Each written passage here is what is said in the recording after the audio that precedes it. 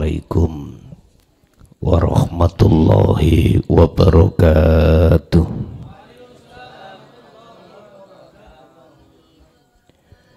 Bismillahirrahmanirrahim. Alhamdulillahilladzi arsala rasulahu bil huda wa dinil haqq liyudhhirahu 'alad dini kullih walau karihal musyrikun. Asyhadu an la ilaha illallah wa asyhadu anna Muhammadan 'abduhu wa rasuluh. Allahumma shalli wa sallim ala sayyidina wa maulana Muhammadin wa ala alihi wa ashabihi ajma'in. Rabbi shrah li sadri wa yassir li amri wa hlul 'uqdatam bil lisani yafqahu qawli.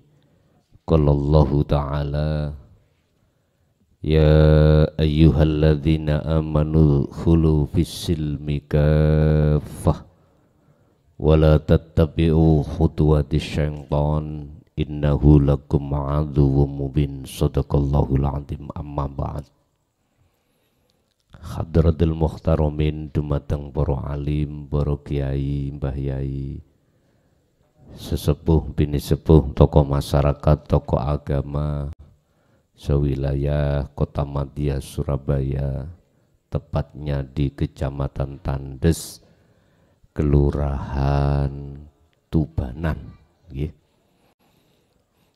Jamiah Manaqib Syekh Abdul Qadir Jailani, dan juga para muhibbin di dalam thariqah manapun, jamaah yang rawuh, bapak ibu hadirin kulluhum ajma'in rahimakumullah.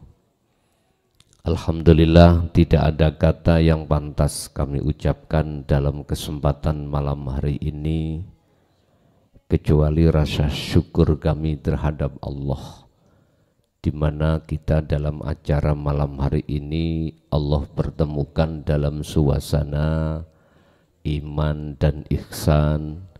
Mudah-mudahan apa nanti yang akan diberikan Allah tentang masalah beberapa ilmu estu menjadi ilmu ingkang barokah, menjadi ilmu yang bermanfaat baik terhadap kita dan anak putu kita ila yaumil qiyamah. Ibu bapak jamaah rahimakumullah, sesuai dengan surah Al-Baqarah ayat 208, kita diwajibkan yang beriman itu untuk bisa sampai ke ihsan. Islam, iman, ihsan. Terus bagaimana caranya kita untuk mencapai titel atau makom ihsan? Apa sih makom ihsan itu? Diceritakan dalam satu hadis ketika beliau baginda Rasulullah sallallahu alaihi wasallam di tengah-tengah para sahabat, tiba-tiba ada seorang pemuda, yang seorang pemuda itu ketika dilihat dari raut wajahnya itu tidak dalam perjalanan jauh, dekat-dekat saja. Beliau bertanya terhadap baginda Rasul, ya Muhammad,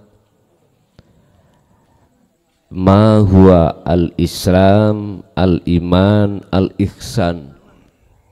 Ini pertanyaan terhadap beliau, yang beliau itu pada saat itu langsung beliau jawab. Bapak Ibu, siapakah pemuda ini? Ternyata diterangkan itulah malaikat Jibril. Di dalam konteks pada malam hari ini kami akan menjelaskan tentang ihsan. Kalau Islam, iman sudah sesuai dengan surah Al-Baqarah ayat 208. Bapak Ibu, Allah bersabda, wahai orang-orang yang beriman, udkhulu padha mlebu sira kabeh fisilmi ing dalam agama Islam kafah hale sampurna. Wala tatabiulan aja padha manut sira kabeh khutuwati syaiton ing ajak-ajake bisikane nafsu atau setan di dalam dadamu.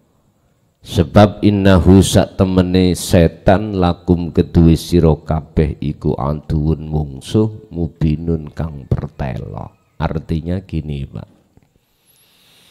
Kita orang yang sudah beriman, innallaha huwa rabbi wa rabbukum fa'buduh hadza siratum mustaqim. Kita sudah beriman bahwasanya Tuhan saya dan Tuhan panjenengan itu adalah Allah. Ini berarti orang yang iman. Cuman iman itu harus menjadi iman yang ihsan. Carane udkhulu he wong yang orang yang beriman, masuklah kau fisilmi di dalam agama Islam kafah dengan sempurna. Di manakah letak kesempurnaan Islam? Yun sewu, mungkin apa yang akan kami sampaikan, andai kata awal pertama jenengan mendengarkan, jadikanlah ini sebagai referensi untuk kita ke depan lebih baik dalam beribadah. Jikalau ini sudah sering sampai dengarkan, katakanlah ini sebagai taukid untuk menguatkan iman tauhid sampai datang Allah. Wahai orang-orang yang beriman, masuklah kau di dalam Islam, agama Islam dengan sempurna. Kesempurnaan Islam itu Bapak Ibu jatuhnya ada di makrifat, syariat, thariqat, hakikat dan makrifat. Di sini syariat kita diajarkan Allah lewat baginda Rasul dan diteruskan oleh tabi'ina sholihin untuk mengatur aktivitas jasmaniah. Ini saya bicara bagi umat Islam. Ditatalah kita jasmaniah kita lewat hablum minan nas dengan berhukum syariah. Salat kita, zakat kita, puasa kita, haji kita, semua itu orientasinya adalah perilaku perbuatan ibadah jasmaniah. Satu. Nomor dua, hakikat itu Allah didik terhadap kita lewat baginda Rasul dan diteruskan oleh tabi'ina sholihin untuk mendidik rohaniah jenengan kali kula supaya rohaniah ini kagungan duweni akhlak ilahiyah. Artinya supaya ruhaniyah sampai kali kulo ketika jasmania beribadah estu betul-betul liqa bertemu Gusti Allah. Qad aflahal mu'minuna alladzina hum fi salatihim khashi'un. Sungguh beruntung, sungguh bahagia bagi orang-orang mukmin yang ketika sholat hatinya dalam keadaan khusyuk. Khusyuk itu tarkibnya atau definisinya hati kepanggih, hati ketemu, hati senantiasa eling dateng Gusti Allah. Sekarang evaluasi diri kita masing-masing. Waktu sholat kita itu kelingan nopo? Waktu sholat kita dalam hati kita ketika jasad takbiratul ihram Allahu Akbar, hati ini kelingan nopo? Saya mengkaji di sini bukan untuk mendeteksi hati orang lain, tidak Pak. Saya mengkaji surat Al-Baqarah ini maksud dan tujuannya untuk evaluasi masing-masing. Waktu sholat tadi hatiku eling apa? Nyun sewu. Siapapun kita, apapun status kita Pak, fakta di lapangan mengatakan ketika iman kita belum ihsan, mohon maaf sebelumnya, mesti kita itu ketika sholat kelingan perkara urusan dunia. Apakah ini salah? Tidak, miturut pandangan syariat. Karena ini memang ada panduan sendiri, pengajaran sendiri tentang masalah keruhanian kita. Satu. Nomor dua, saya katakan tidak salah karena kita semuanya itu mengalami beberapa proses. Ndak ujuk-ujuk, nggak tiba-tiba langsung onok kopi di ngareping di depan kita. Ada prosesnya. Prosesnya airnya dimasak, kemudian dituanglah kopi dan gulanya, diaduklah, habis itu jadilah namanya kopi, wedang kopi. Di situ tidak harus langsung kita minum, ada prosesnya Pak. Kita dinginkan di lepek, lah ngoten nggih, ning lepek. Menunggu dingin, setelah dingin apa yang terjadi ketika kita minum kopi? Terasa nikmat, gitu toh? Gak ujuk-ujuk langsung kita dapat nikmat. Ada proses. Sama. Sesuai dengan surat Al-Mu'minun ayat 1 dan 2. Orang mukmin kita itu tidak ujuk-ujuk tiba-tiba bisa sholat khusyuk, enggak. Ada proses. Kita waktu sholat kadang-kadang teringat anak istri, kadang-kadang kelingan tadi itu kita nyembelih kemarin sapi Dzulhijjah, kelingan wis rapopo. Tapi jangan berhenti di situ. Upayakan bagaimana caranya sholat yang terjadi pada diri kita itu betul-betul sesuai dengan surat Al-Mu'minun ayat 1 dan 2. Khosyi'un. Bagaimana caranya? Pun Bapak Ibu, iman sampai kali kula selagi belum ihsan, sampai kapanpun seperti ini. Naiklah satu tingkat menjadi iman yang ihsan. Akhirnya Rasulullah Shallallahu Alaihi Wasallam menjelaskan tentang ihsan. Ma huwa al-ihsan? Apa sih yang disebut ihsan ya Rasulullah? Dijawab dening Kanjeng Nabi. Anta budallaha ka'annaka lahu tarah. Ketika kau sholat, ketika kau zakat, ketika kau minum kopi, ketika kau beraktivitas apapun dalam ibadah baik mahdhuf maupun ghairu mahdhuf, murni atau tidak murni, murni sholat, zakat, poso, haji, baca Quran, baca manakib dan lain sebagainya. Iku murni. Yang tidak murni kita kerja, kita makan, kita minum dan lain sebagainya. Ketika kau beraktivitas seperti itu, seakan-akan kau bisa melihat wujude Gusti, iku ihsan. Secara lugat ihsan adalah benar. Artinya benar, tidak ada di dalam hati jenengan itu selain Gusti Allah. Contoh Pak. Sallu ala Nabi Muhammad. Ngapunten nggih, kula contone mawon. Kula tak ngunjuk kopi. Mohon izin.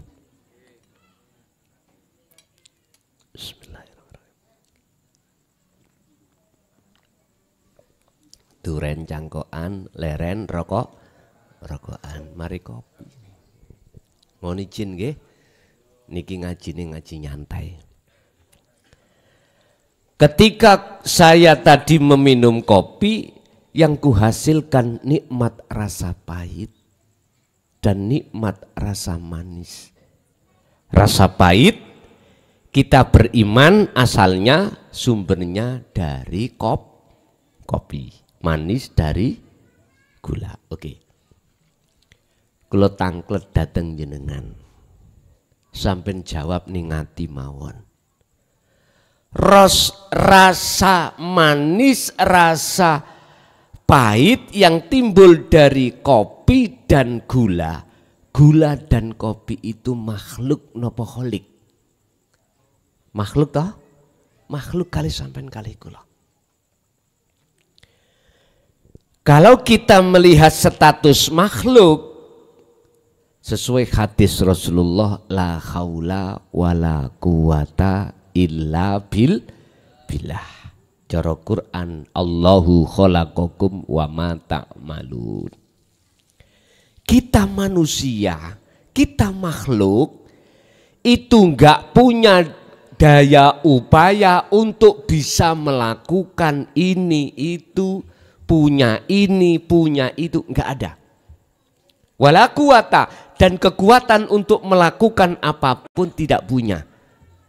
Tapi jikalau itu bisa terjadi semata-mata illa bil, maksudnya sumbernya itu dari Allah Subhanahu wa ta'ala. Kopi tadi ketika saat kita meminum terasa nikmat pahit, iku sejatose sebenarnya bukan dari kopi.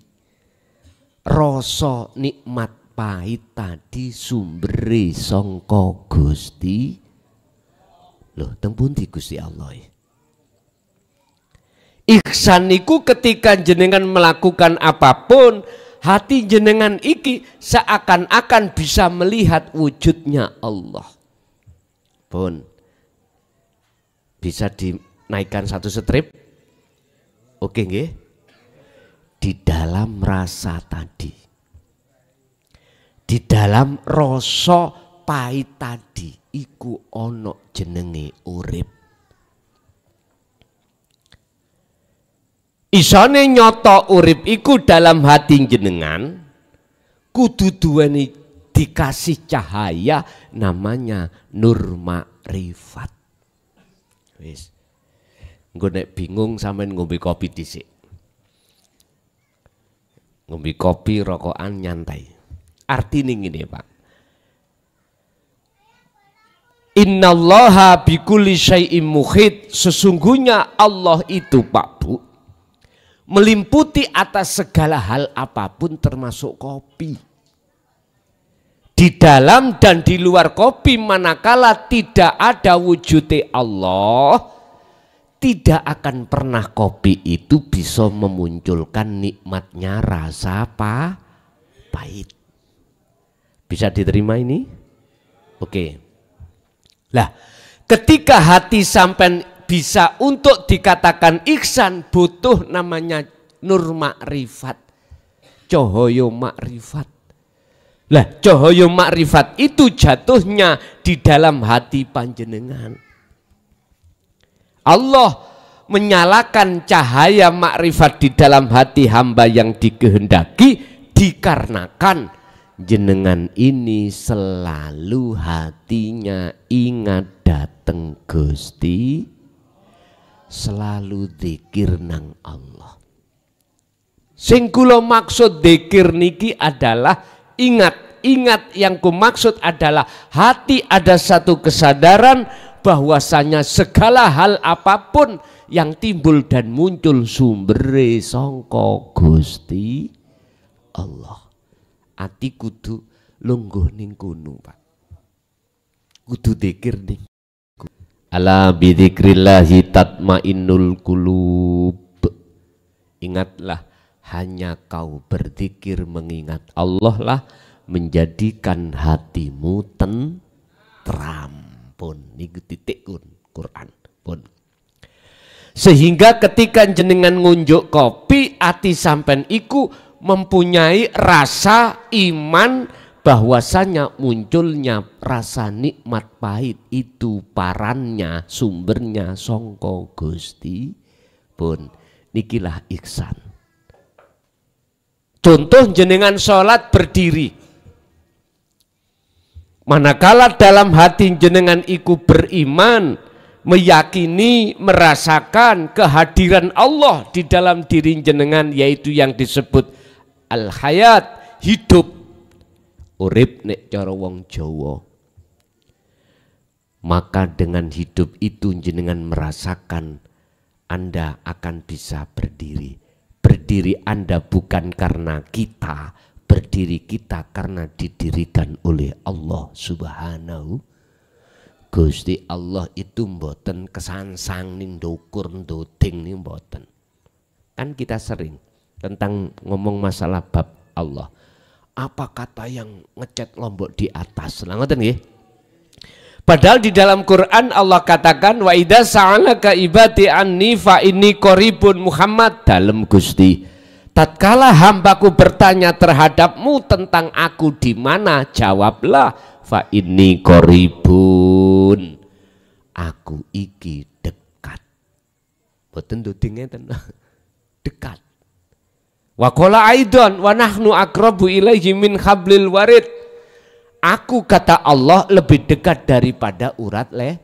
Itulah Pak yang kusebut hidup. Hidup di dalam diri jenengan. Yaiku nyatane sejatine Gusti Allah. Niki tentang ihsan Pak. Kalau bahas tentang ihsan, kita merujuk datang ilmu hakikat atau ilmu tauhid, la ilaha illa anta subhanaka inni kuntu minadz dzalimin. Wonten mriki. Ilmu yang penting seperti inilah Bapak Ibu jarang disampaikan di tengah masyarakat. Akhirnya mohon maaf. Sekali lagi saya mohon maaf, tidak mengurangi rasa hormat. Kita sholatnya itu gelambiar. Hati kita kelingan, apa bahasa Indonesia kelingan ya? Teringat terhadap urusan-urusan tuh. Ya ini persoalannya. Makanya Allah menegur terhadap kita sebagai umat yang sudah beriman ya disuruh nyempurnakno Islami. Padahal Islam, iman dan ihsan.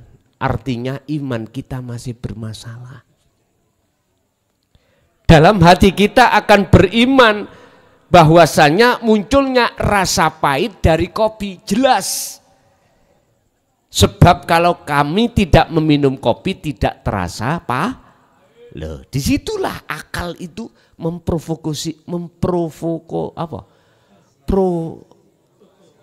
ya wis ngono kuwi lah terhadap ruhaniyah kita, Pak. Akhirnya hati kita, ruhaniyah kita beriman sesuai apa yang dihembuskan oleh nafsu, dipaksa kita untuk beriman, munculnya rasa itu dari sebuah kopi yaitu makhluk. Padahal surat Maidah Allah katakan malakum darraw wala naf'an. Kopi iku gak iso nekakno rasa pahit. Makhluk itu tidak bisa mendatangkan mendatangkan mudarat ataupun manfaat, tidak bisa.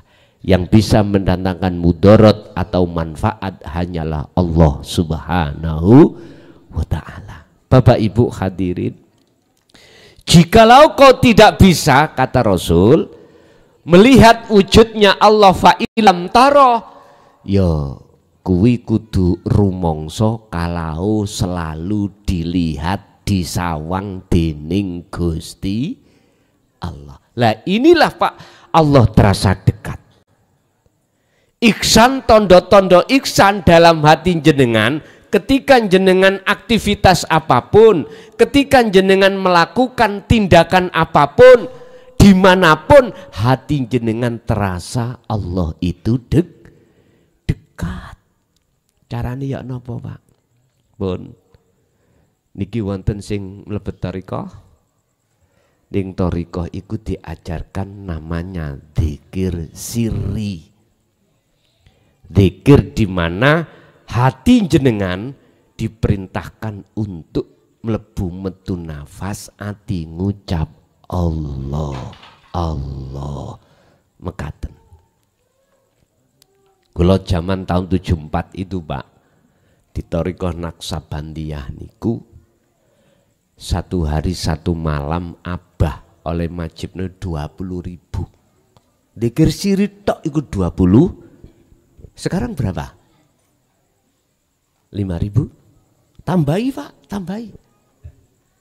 Lah, itu sebuah setrat ya untuk mengulinokan, membiasakan hati sampan iku teringat Allah. Tapi ketika zikir sirri ini mboten sampan dukung, tidak panjenengan sertakan zikir sirrul asror, mohon maaf sebelumnya, kita akan mulek-mulek apa? Muter-muter di alam mukasyafah. Estu, Pak. Kita tidak akan bisa masuk di dalam alam musyahadah. Apa alam mukasyafah itu? Alam kebukanya, gaibnya makhluk. Di situ ada alam malakut, alam jabarut, alam lahut. Jenengan ditemukan Allah terhadap makhluk namanya malaikat, makhluk namanya jin, iblis, makhluk namanya barzah, alam neraka, alam surga. Makhluk di mana jenengan diketemukan oleh Allah terhadap para nabi, para rasul, Nabi Muhammad, Nabi Isa, Nabi Musa, Nabi Ibrahim, Nabi Yusuf, Nabi Khidir, Nabi Ilyas, dan lain sebagainya. Itu semuanya makhluk. Itulah alam mukasyafah. Lah, tujuan si salik ketika suluk utawa wukuf itu adalah untuk liqo pada Allah, bertemu Allah. Itulah alam musyahadah, alam di mana kebukanya peningale ati jenengan, mata hati, mata ruh itu terhadap wujude Gusti Allah. Mohon maaf, shollu ala Nabi Muhammad. Niki memang ngaji sing tidak biasanya, tapi tetap saya sampaikan untuk pengalaman jenengan supaya Islami dadi Islam sing sempurna.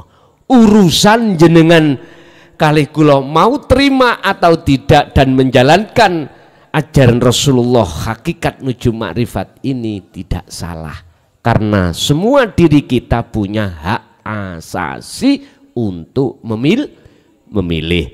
Bagi saya ketika menyampaikan ini salah benar, salah besar bagi saya apabila saya menyalahkan umat ini tidak mau terima. Saya salah, Pak. Tetap purun rimo mau menerima atau tidak itu hak masing. La ikraha fiddin. Muhammad, ini ajaran yang tidak boleh ada paksaan.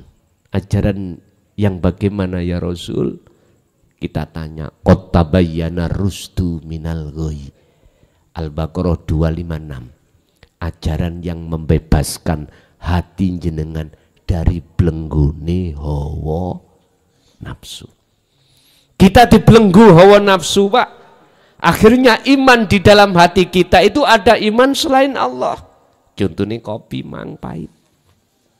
Mestinya kalau Islam kita, iman kita sudah ihsan, di situ hati jenengan itu pasti akan ada klik, sambung rasa menyang urip, sambung hati ingat semuanya itu sumbernya dari Allah Subhanahu wa ta'ala. Kalau iman sampean sudah ihsan seperti ini, mohon maaf, mesti gak kadek enggak. Apapun status jenengan, apapun keadaan jenengan, ketika jenengan beraktivitas apapun, hati akan sadar kalau semua itu sumbere songko Gusti. Inna lillahi wa inna ilaihi raji'un. Pun tolong usahakan, upayakan hati jenengan, ruhaniyah jenengan sudah duduk di ihsan tadi. Sebab ketika kita melihat dalam salah satu ayat, Allah berkata dalam surah Al-Isra ayat 72, man kana fi hadhihi a'ma fahuwa fil akhirati a'ma wa adallus sabila. Sallu ala Nabi Muhammad. Barang siapa saat di dunia hidup ini hatinya masih buta terhadap Allah, artinya imannya belum ihsan. Mohon maaf sekali lagi, terus kita sudah kedatangan mati, maka fahuwa fil akhirati a'ma, maka ruhaniyah kita, mata ruhaniyah kita itu buta. Wa adallus sabila, dan jalannya ruhaniyah ketika wa inna ilaihi raji'un, wa adallus sabila, naudzubillah, jalannya lebih gelap lagi, lebih tersesat lagi, naudzubillah. Saya tega-tegakan Pak, saya bicara seperti ini karena sisa umur kita di dunia nggak ada yang tahu kapan kita kembali. Tanda kalau hati kita masih buta terhadap Allah, kita sederhana Pak, ketika kita sholat hati kita masih teringat selain itu, tanda hati kita belum dibuka untuk sampai pada Allah. Padahal Allah dekat. Tolong dibuka di dalam surat Al-Baqarah 115. Walillahil masyriq wal maghrib fa aina tuwallu fathamma wajhullah.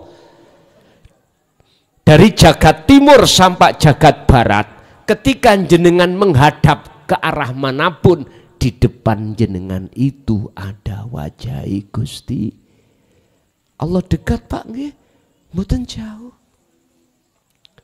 Sekarang yang terpenting kalau Allah di depan jenengan kali kula wajahe, piye bagaimana caranya hati jenengan kali kula sing nyoto sing wujud iku namung Gusti. Nyun sewu, niki nggih mboten gampang, nggih mboten angel, tergantung manah jenengan. Ingat, jikalau jenengan sudah melampah di hukum syariat, pahamilah hukum thariqah. Ketika jenengan sudah paham hukum thariqah, naiklah pahami hukum hakikat. Jikalau Anda sudah paham hukum hakikat, naiklah sampai ke makrifat. Sebab istilah bahasa syariat iku umpama kendaraan. Kendaraan sing sampean tumpaki. Apa? Semua ilmu-ilmu tentang bagaimana caranya beraktivitas benar itu adalah syariat. Contoh sholat, ilmunya disebut syariat. Lalu mohon maaf, mana thariqah? Thariqah adalah jalan. Kendaraan tadi sampean bawa sepeda, jalannya menuju ke sini mana? Sampean sudah tahu. Lah hakikat adalah tujuan. Tujuan jenengan kali kula adalah hari ini ke sini untuk acara ini. Lah ketika saat sampean sudah sampai pada tujuan, inilah nyatanya hakikat disebut makrifat. Salat misalnya, nama salat iku thariqah Pak. Ilmu ini disebut syariat. Lalu hakikat tujuan sampean apa? Menyembah Allah, bertemu Allah. Innallaha huwa rabbi wa rabbukum fa'buduh hadza siratum mustaqim. tujuan kita menyembah. Menyembah iku sing nyembah wajib ketemu ambek sing disembah. Lah wong Gusti Allah ning ngajeng sampean. Inilah Allah wujudnya yang laisa kamislihi syai'un. Bukan angin, bukan oksigen. Itu masih sebuah nama. Bapak Ibu, makanya harus ada keiksanan di dalam hati sampean. Rumongso ning ati iki Allah dekat. Ngrumongsani ngadeke iso ngadek sebab dideke Gusti Allah. Rukuk yang ngono dirukuk ke Allah. Jenengan kudu nata rasa, Pak. Kudu nata iman. Yang iman iku biar menjadi ihsan caranya kudu dipraktek nih. Kudu dipraktek nih. Barang siapa saat hatinya sibuk dengan dzikir sirul asror, dzikir rasa iki, ngrumangsani sejatine kabeh urip iku adalah wujudnya Allah, maka jenengan tidak mudah hatinya itu alladzi yuwaswisu fi sudurin dibisiki oleh hawa nafsu. Nggih, gak gampang nafsu saged mlebet. Niki nek jenengan tetep ketika sholat hati jenengan menyibukkan, merasakan, menyadari bahwasanya apa yang muncul dan timbul dalam diri jenengan sumbernya itu yang berperan hanyalah Allah, yang memerankan adalah Allah. Cobi mengki sampean praktek nih, mengki dalu sholat tahajud 2 rakaat mawon. Ati sampean lebokno teng mriku, mesti nikmat raos mana. Bapak Ibu hadirin, inilah yang dimaksud Rasulullah sebagai hambaku yastami'unal qaula wa yattabi'una ahsan, yang meneruskan jejakku. Inilah yang disebut tabi'ina sholihin, adalah orang-orang yang hatinya sudah menerima tentang keihsanan dalam iman lalu dia melaksanakan iman itu dengan benar. Akhirnya jenengan kalih kula bisa diwastani duduk ruhaniyah ini bebas dari pengaruh-pengaruh hawa nafsu. Jikalau sholat itu adalah thariqah, tujuan hakikat kita bertemu Allah, ruhaniyah sampean hati sampean dimodali dzikir, maka disitulah Allah akan menyalakan cahaya makrifat dalam hati sampean untuk yang Allah nyata di gaib, yang Allah nyata di gelap. Akhirnya ing mungguh pandangan hati sampean Allahnya sudah hakul mubin, sudah nyoto, sudah jengle iku dalam pandangan hati jenengan. Inilah Pak Ihsan. Oleh sebab itu saya tidak terlalu banyak ngaji tentang masalah siki wau, cuman kula berpesan nang jenengan. Jenengan sudah saya anggap sebagai lebih saudara kandung saya. Tolong wa anibu ila rabbikum wa aslimu lahu min qabli ayatiyakumul adzab. Tolong jenengan ojo sedo dhisik, ojo mati dhisik, jangan mati dulu sebelum Allah wujudi nyoto di dalam diri jenengan. Sebelum jenengan Islami niku sempurna. Sebelum jenengan mencapai tingkatan makrifat datang Allah Subhanahu wa ta'ala. Sebab Allah sampun dawuh wa anibu, lekaslah kau kembali ila rabbikum maring pangeranmu wa aslimu lahu, dan berpasrahlah kepadanya min qabli ayatiyakumul adzab, sebelum datangnya kematian. Sebab jikalau ini belum Anda lakukan, summalatun sorun, ketika kita meninggal, ruhaniyah ini gak ada yang menolong, gak ada yang bisa menolong, kecuali pertolongan itu datangnya dari Allah Subhanahu Kesimpulannya Bapak Ibu, sisa umur kita tidak tahu. Saya hanya berpesan, manfaatkanlah sisa umur jenengan kali kula untuk mengihsankan iman kita pada Allah Subhanahu wa taala. Carane bagaimana? Simple mawon. Apapun kondisi sing dihadapkan Allah jenengan kali kula, tolong ati iki tanpa diketahui orang lain dikira nang Allah. Ingatlah terhadap Allah. Artinya sadarlah bahwasanya semua itu datangnya dari Allah.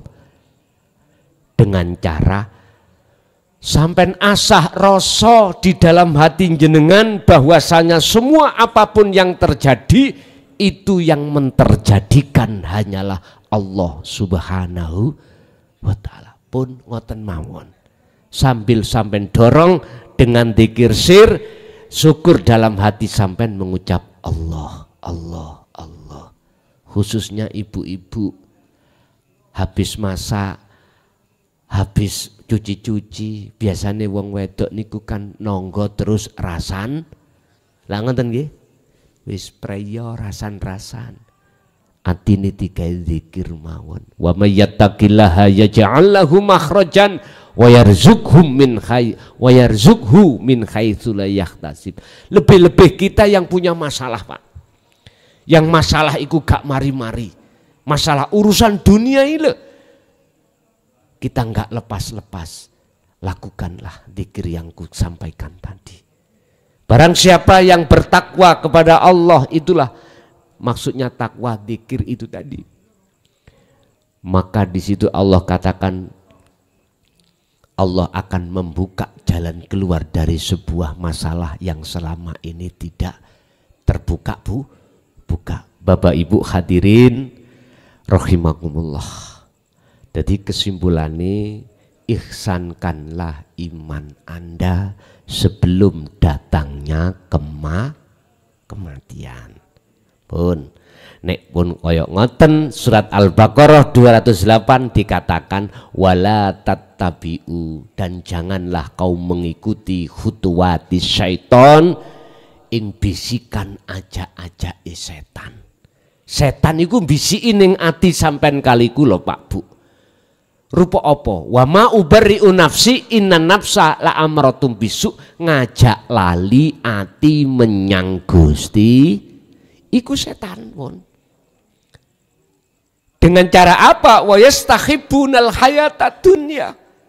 Surat Ibrahim ayat 3. Cara nafsu untuk mengajak hati kita supaya lalai terhadap Allah, biar beriman pada selain Allah.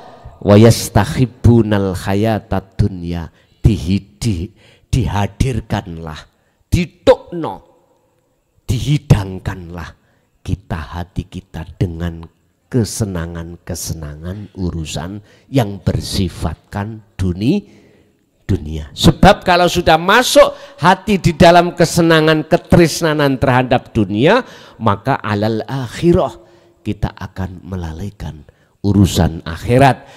Kita akan melalaikan sejatining Allah Subhanahu wa taala. Bapak Ibu hadirin jamaah rahimakumullah, itu aja apa yang bisa kami sampaikan. Tapi tetap setiap kali saya memberikan beberapa tausiah, walaupun itu hanya setengah jam, 1 jam, saya teruskan isi materi itu dalam bentuk tanya jawab. Barangkali jenengan tadi ada yang tidak paham, saged bertanya langsung di sini. Makanya saya kasih waktu datang jenengan 3 atau 5 orang, kalau ada ya, bertanya tentang apa yang ku sampaikan tadi, ada ketidakfahaman. Monggo, menawi ada yang bertanya, kami persilahkan. Tolong Bapak monitor untuk disiapkan mic 1 atau gimana, barangkali jamaah ada yang tanya. Kalau enggak ada, ya kita tutup dengan doa. Monggo menawi wonten kula aturi.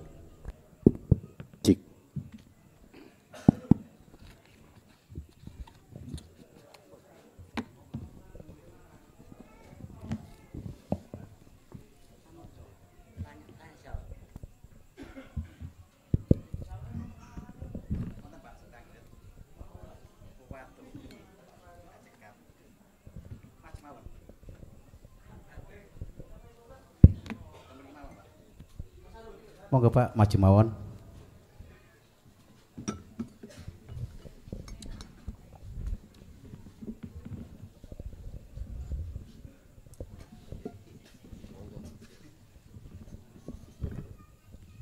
Assalamualaikum warahmatullahi wabarakatuh. Waalaikumsalam warahmatullahi wabarakatuh. Perkenalkan Gus, nama saya Wanto dari Lakar Santri, Surabaya. Surabaya. Nggih. Alhamdulillah kalian Allah Ta'ala sak menika kula dipun panggenaken wonten ing teng bidang kesehatan. Nggih. Ngoten Gus. Suatu saat niku saya dipertemuaken kali tiyang ngapunten tadi cerita gedhi nggih. Monggo. Ingkang sakit niku sakit keras, kritis, hanya bisa ngomong. Lah, sebelum saya mengobati atau saya terapi itu dia ngomong. Jangan saya sejak kula niku pun sampai diterapi, pun diobati. Karena pintu sudah terbuka gitu Gus. Niku beberapa kali saya menemukan kayak gitu. Nah, mau saya terapi dia bilang lagi jangan diterapi karena pintu itu loh sudah dibuka. Nah, beberapa saat dia langsung meninggal. Lah yang saya tanyakan Gus menurut hakikat niku pripun? Ngoten nggih. Ngoten. Niku sing pertama Gus.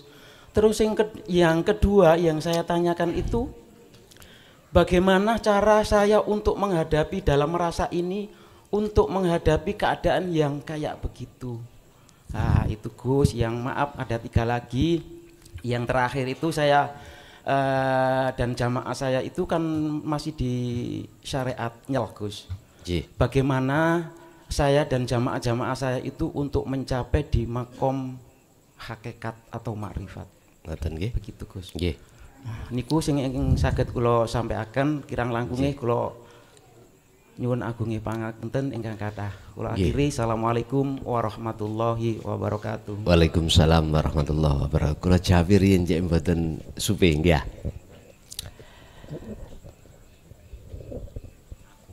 Qad khasiral ladzina kadzdzabu biliqa'illah hatta idza ja'at humus sa'atu baghdha. Yun sewu. Ada 2 golongan manusia dalam kematian. Ada kematian seseorang itu pintu belum dibuka. Sebab apa? Sebab waktu di dunia walladzina kafaru awliya'uhumut tauhid yukhrijunahum minadh-dhulumati ila minan nuri ila dhulumat. Surat Al-Baqarah ayat 257. Tapi yang ditanyakan tadi pintu sudah kebuka. Pintu yang dibuka sayaquluna alladziina qalu udkhuluha bisalamin aminin. Orang yang mati itu ada 2. Ada yang su'ul khotimah, ada yang husnul khotimah. Ada yang gelap, ada yang terang. Gini Pak, jenengan mengki akan menghadapi 2 lapis alam ruhaniyah nih gitu ya. Saya katakan ini memang saya waktu ibtidak, nggih mohon maaf. Entah iki disebut kula mati atau enggak tahu. Yang jelas pada saat itu masyarakat mengatakan saya mati. Saya ibtidak kelas 6, tapi saya kelas 4 itu sudah tahun 74 itu saya sudah baiat thariqah Naqsabandiyah. Sampun. Abah sendiri yang membaiat. Itu gini. Saya itu kena bledek, tahu bledek nggih? Petir nggih, petir. Orang kampung saya mengatakan saya itu mati. Tanda-tandanya kalau di kampung saya mati itu seseorang itu diujur ngalor ditutupi sewek. Itu berarti sudah mati. Tapi pada saat itu saya ngalami proses di mana inilah saya akhirnya berani untuk bercerita. Di situ ada dua alam lapis, kanan padang, kiri gelap. Pada saat itu kami belum balik, Pak. Belum balik.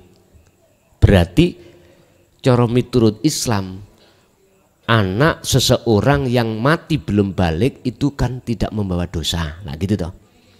Saya itu dibawa dua orang yang tidak aku kenal. Enggak aku kenal. Siapa ini pada saat itu saya enggak kenal.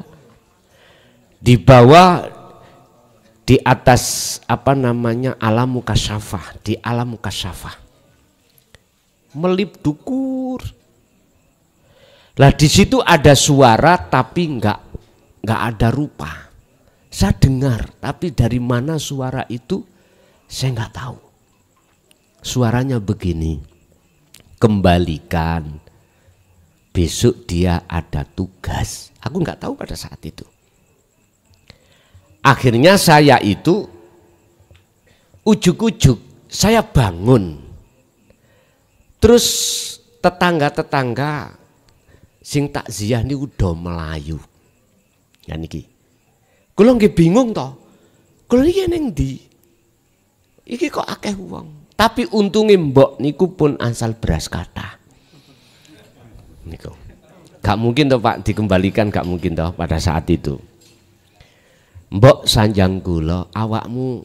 Jadi kula mboten ngertos nek kena bledek terus mantuk mboten ngertos. Jadi saya diceritakan mulai awal oleh mbok niku seperti itu.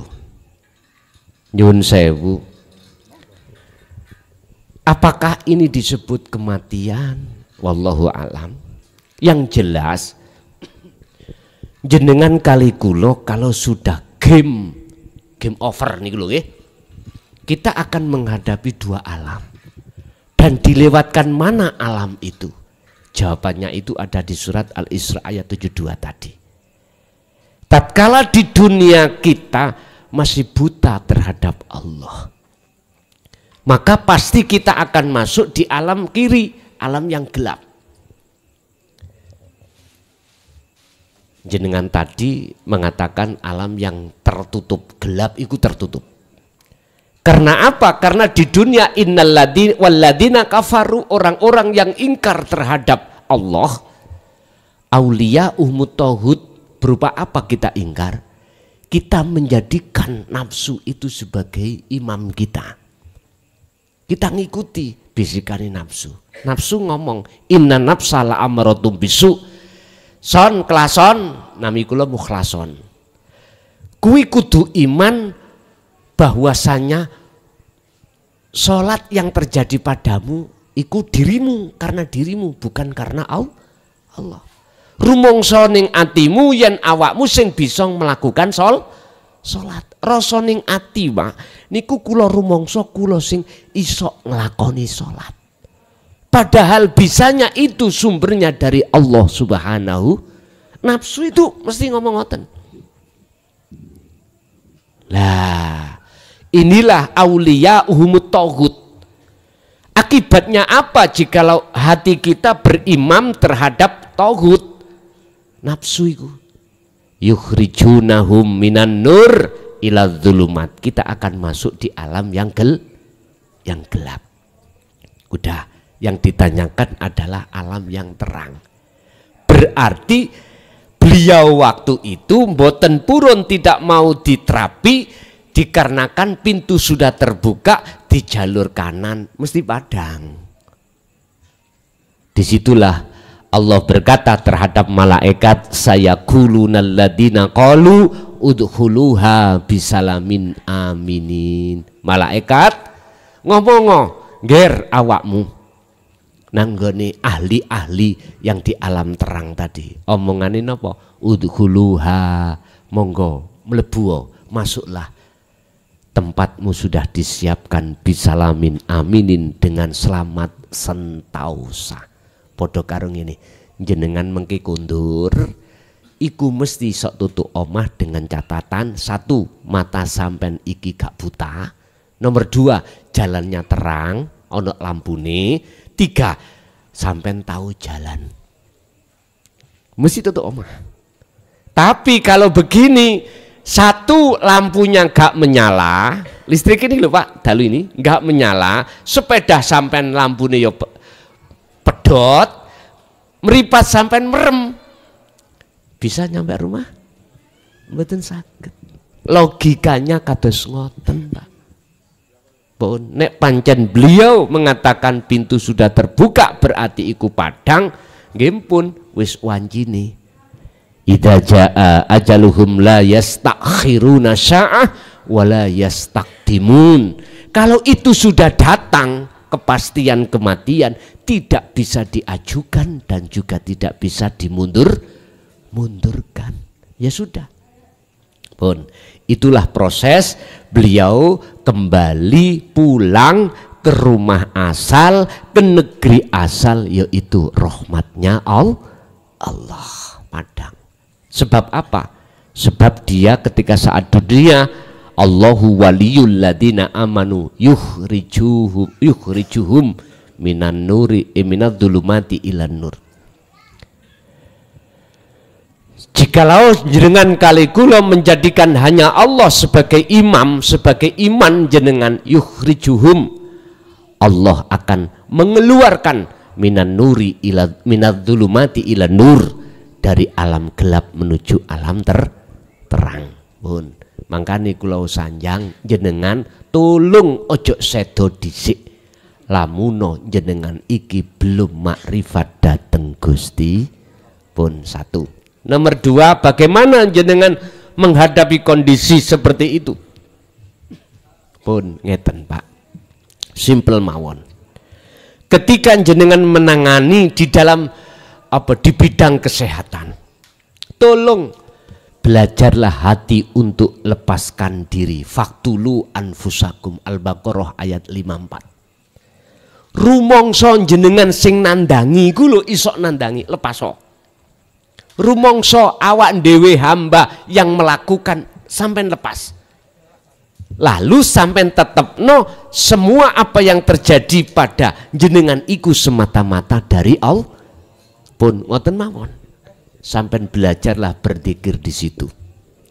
Belajar ingat kalau apa yang muncul dan timbul dalam diri jenengan dalam rangka menangani kesehatan, katakan dalam hati jenengan, imankanlah semata-mata datangnya dari Allah. Nomor tiga, terakhir, bagaimana jamaah ini umat bisa mencapai hakikat makrifat. Pun Pak, saya punya link 16 ataupun 10 bab. Tolong iki pelajarano. Untuk mencapai hakikat menuju makrifat, saya punya link langsung keterangan mendidik syariat thariqah sampean supaya jenengan iku greget hakikat supaya bisa sampai makrifat. Lah link saya itu saya punya nomor, saged jenengan nyuwun WA teng mriku 0856 3282 561. Pun niki. Tapi untuk sementara waktu ini kula dereng saged nerima WA karena saya sudah 1 bulan ini menerima WA yang belum kami jawab sekitar 3000 dari seluruh Indonesia, lebih-lebih 3000 WA sing dereng kula jawab. Mengke nek sudah selesai 3000 kula jawab, mengke kula share status, silahkan untuk bertanya. Sampai minta link 10 atau 16 di nomor tersebut, mengke kula kirim. Jenengan tinggal mempelajari dari bab 1 sampai bab 10 atau sampai bab 16. Sesuai petunjuk di situ, itulah nanti akan ngiring hati sampean bisa paham tentang hakikat untuk menuju makrifat. Sekaligus di situ ada pendidikan bimbingan tentang kholwat atau uzlah untuk mencapai makrifat Pak ya. Nek cara kula terangno satu persatu, mohon maaf tutuk subuh ora mari. Jadi kula punya bab link 16 bab ini sampean suwun di nomor saya sendiri. Jadi 0856 3282 561. waktu. Pun lanjut.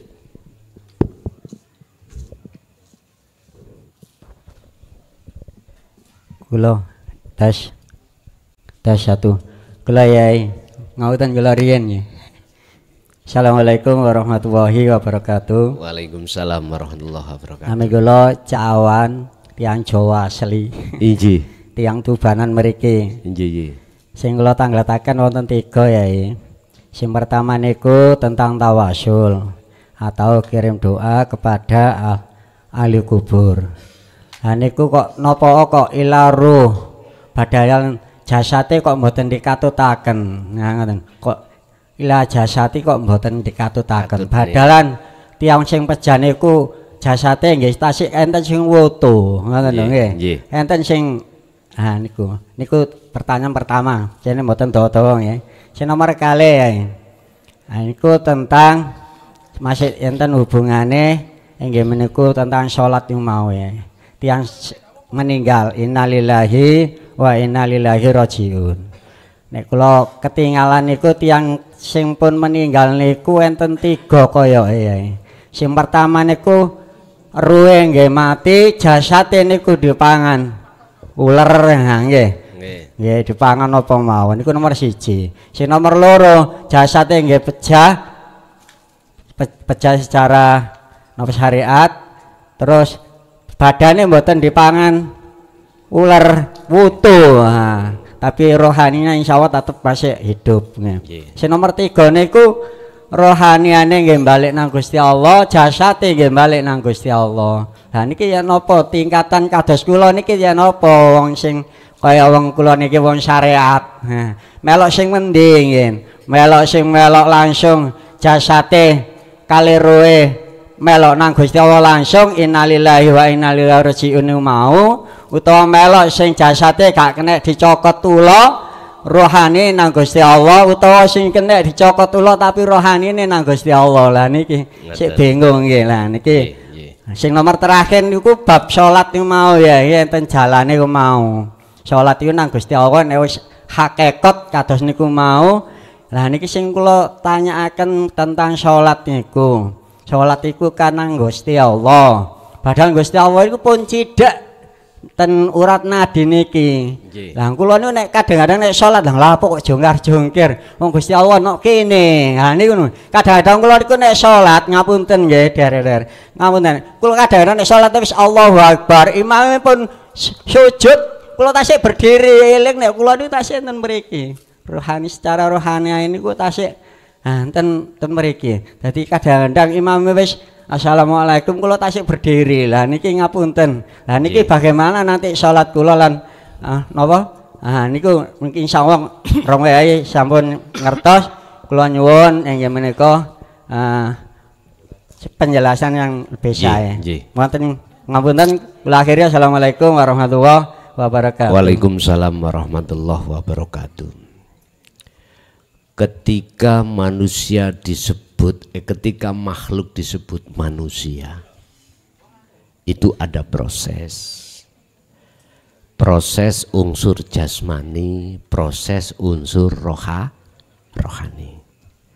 Allah ciptakan kita jasmani dari saripati tanah, nanti akan kembali ke tanah. Proses ruhaniyah kita wanafahtu alastu birabbikum qalu bala syahidna. Proses ruhaniyah kita dari Allah nanti harus kembali kepada Allah. Bapak Ibu hadirin, itulah disebut manusia atau al-insan. Tinggal pertanyaannya, jasad dan rohani ini betul-betul manut apa aturan Allah apa mboten? Kalau jasad aturan syariat, kalau ruhani aturan hakikat.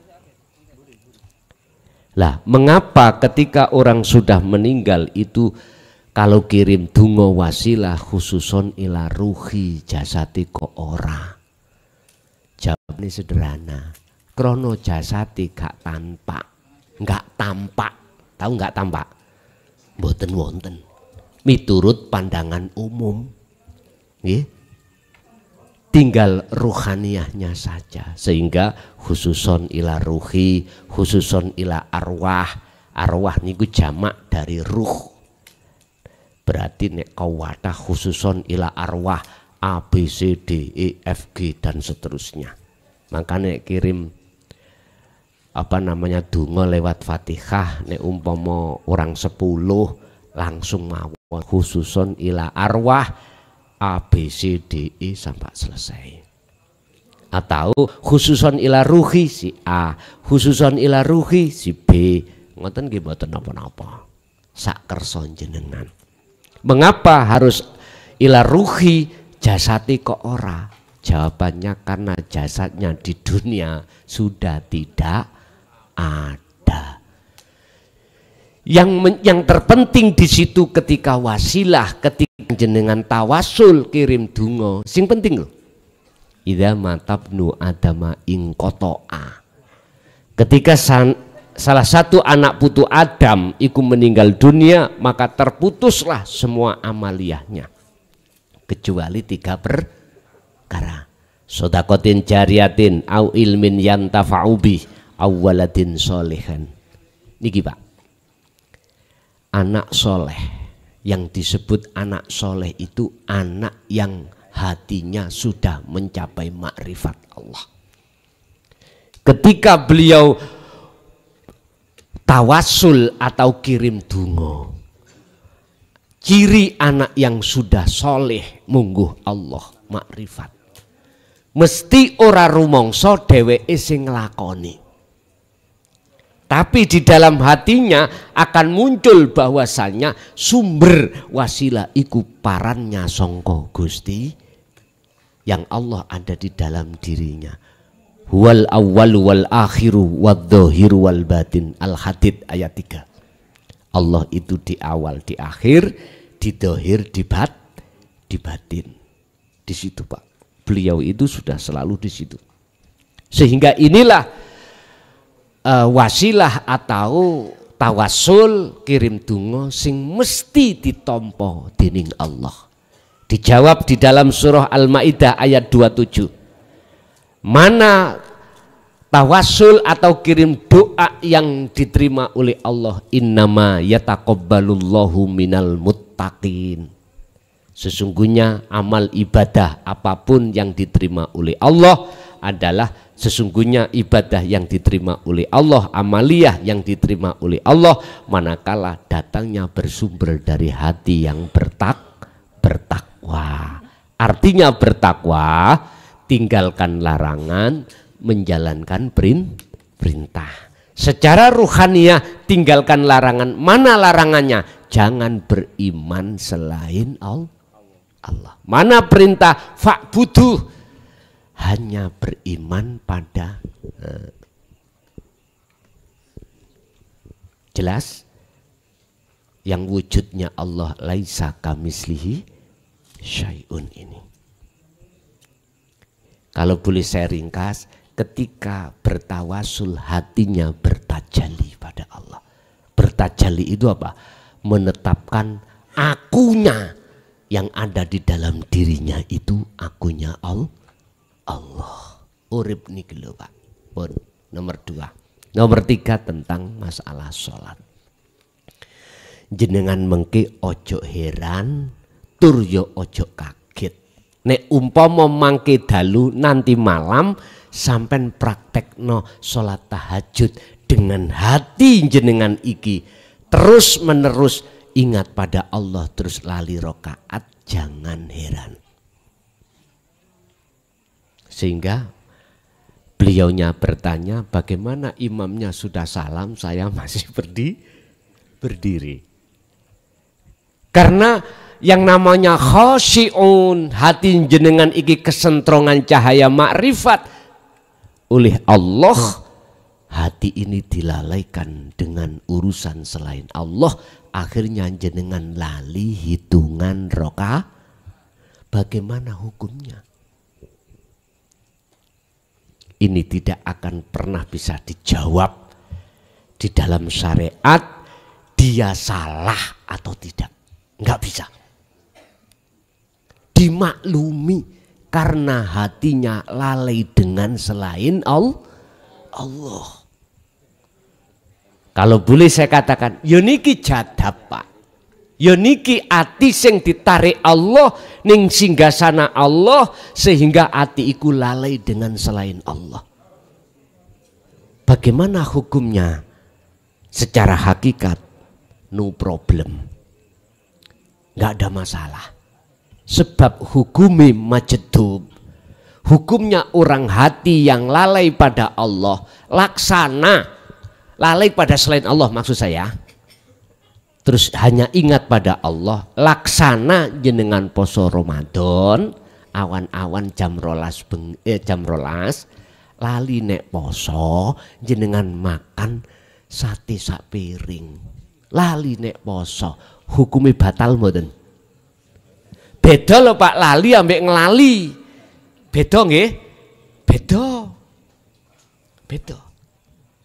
Ketika jenengan dilalaikan Allah dengan selain Allah, artinya hati jenengan iku hanya teringat pada Allah karena Allah dekat pada diri jenengan.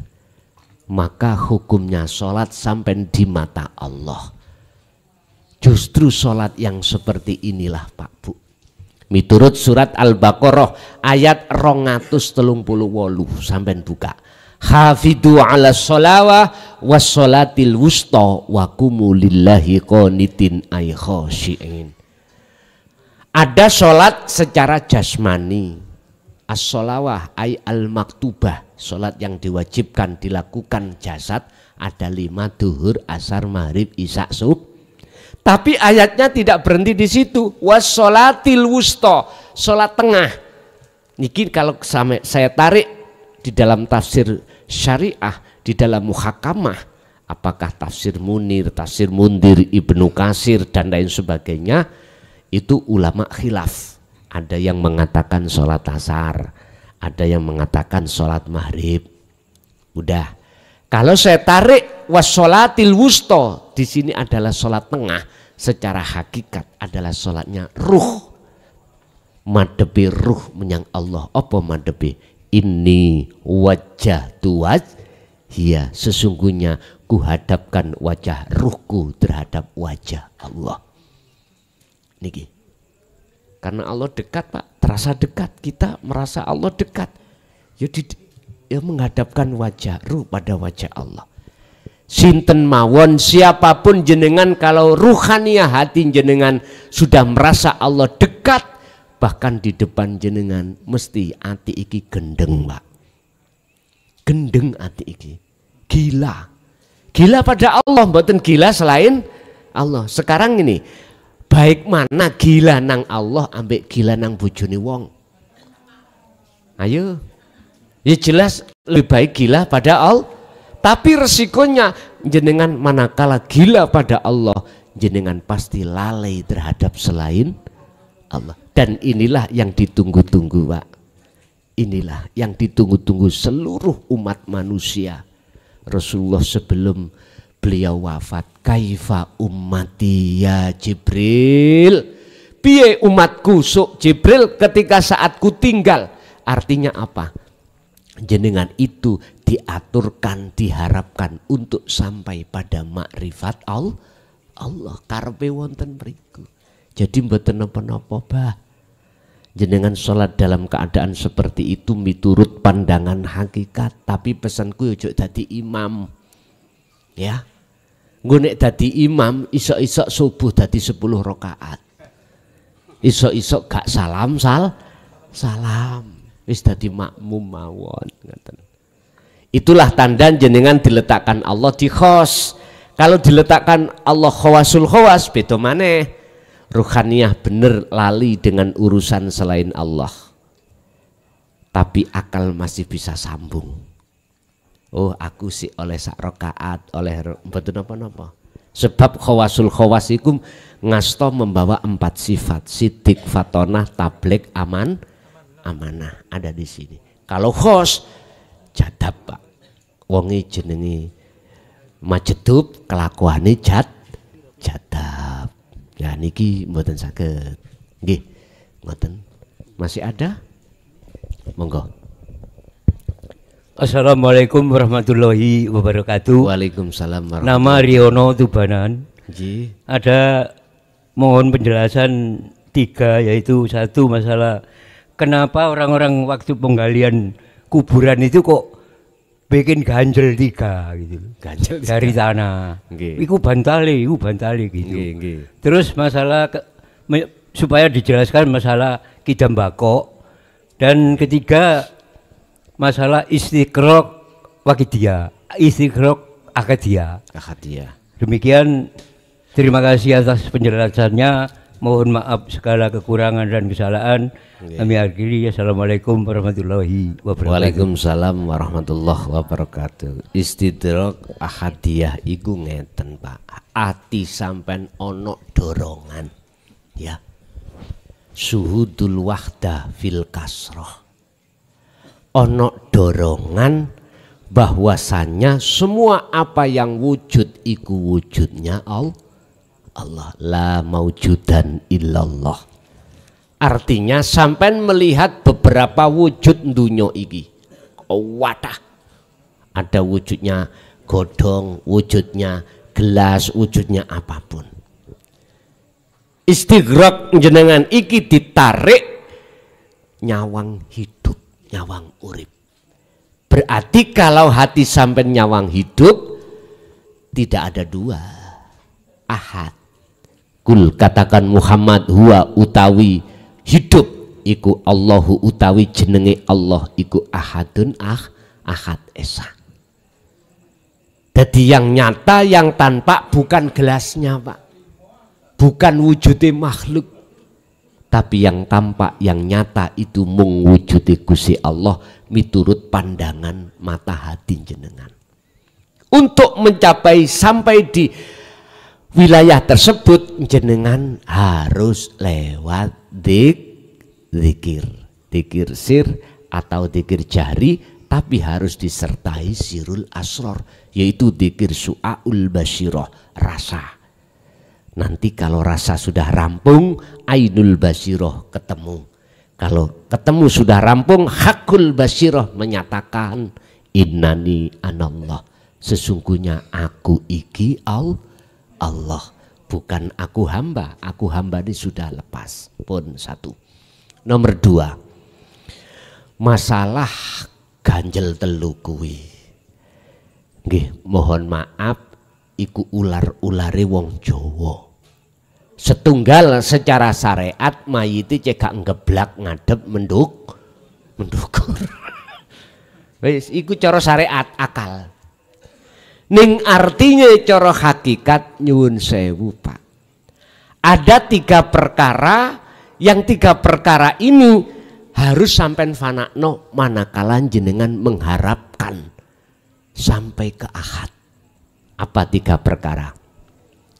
Kholik, salik, atau yang melihat, terus kholik Allah yang dilihat atau yang disembah, terus mata yang kanggo melihat. Ada 3 hal, makhluk, kholik, atau sesuatu yang dibuat untuk menghadap kepada kholik. Berarti 3 hal ini adalah nama, masih nama. Hei wong Islam, sapa Tuhanmu? Innallaha huwa rabbi wa rabbukum. Surat Maryam ayat 6. Allah pangeranku, oh kholik. Terus makhluke jenengan kali kula. Terus dalane lewat apa? Buat untuk sampai pada Allah, lewat sholat kenal, lewat zakat, pokoknya ibadah mahdhuf atau ghairu mahdhuf. Iku toriko semuanya, itu jalan itu. Bapak Ibu, dikatakan sudah sampai, maka 3 ini harus tiada. La ibsorun wa mubsorun wa basorun. Ikut di dalam hikam Pak, kitab hikam Syekh Ibnu Athaillah dawuh terkait masalah makrifat atau sudah sampai ke ahad. Yang melihat disebut makhluk tadi harus fana. Yang dilihat disebut Allah itu harus fana. karena itu nama. Mata untuk melihat itu juga harus fana, hilang. Terus nama apa? Gak bisa Pak, jenengan menamakan. Iki nomo nopo? Niki nomo nopo? Gak bisa. Inilah yang dimaksud laisa kamislihi. Kewujudannya Allah itu tidak bisa kau namakan, tidak bisa kau serupakan dengan sesuatu apapun. Cuman harus sampean rasa itu.